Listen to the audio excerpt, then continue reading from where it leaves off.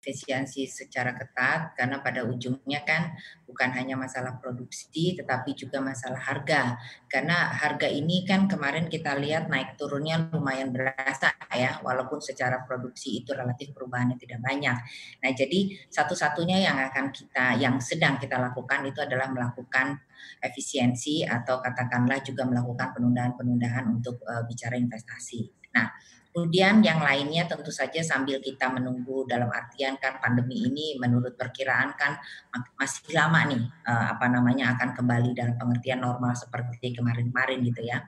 Jadi kita sedapat mungkin karena yang harus kita upayakan besar itu adalah 70% dari produksi kita itu kan diekspor. Nah, sementara kita ini kan hidupnya berarti tergantung dengan dunia luar. Nah, sementara kalau dunia luarnya juga terganggu, maka kita tentunya harus bersiap-siap membuka kembali, berkreasi untuk mencari potensi-potensi penyerapan di dalam negeri. Kita sudah mengupayakan untuk ke arah katakanlah penyerapan energi yang menjadi lebih besar atau kalau perlu hilirisasi investasi hilirisasinya itu menjadi juga diperhatikan lebih serius. Kemudian kita minta tolong kepada pemerintah untuk dibantu di dalam kemudahan-kemudahan membangun infrastruktur dan seterusnya karena untuk industri ini kita tidak lepas dari infrastruktur dan logistik.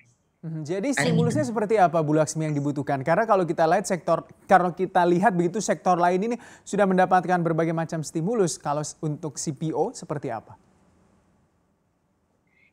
Ya, memang stimulus yang kita tidak melihat kepada kalau ibaratnya kita membantu tuh janganlah memberikan apa itu namanya umpan ya, tapi kita tuh minta bantuan dalam segi kailnya itu tadi ya.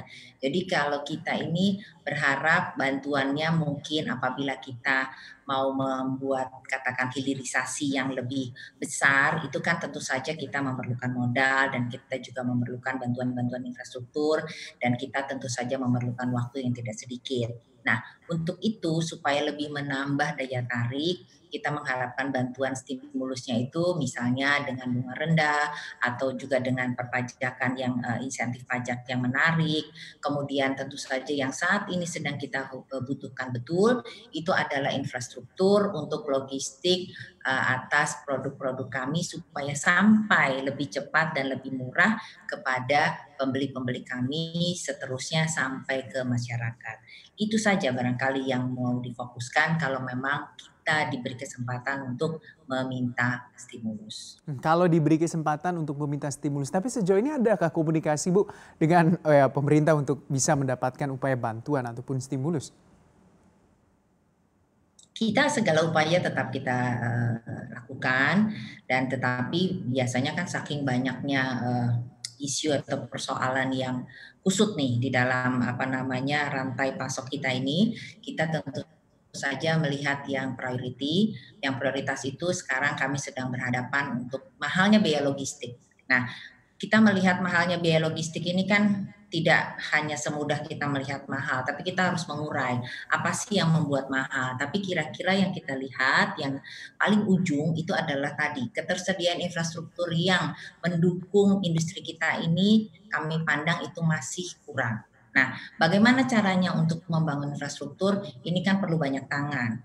Janganlah hanya kepada industri sawit saja yang untuk menyediakan infrastruktur, karena kan kita mau melalui logistik itu kan melalui ke tempat-tempat lain, kepada wilayah umum, wilayah masyarakat, wilayah pabrik dan sebagainya. Jadi itu memerlukan kerjasama seluruh pihak.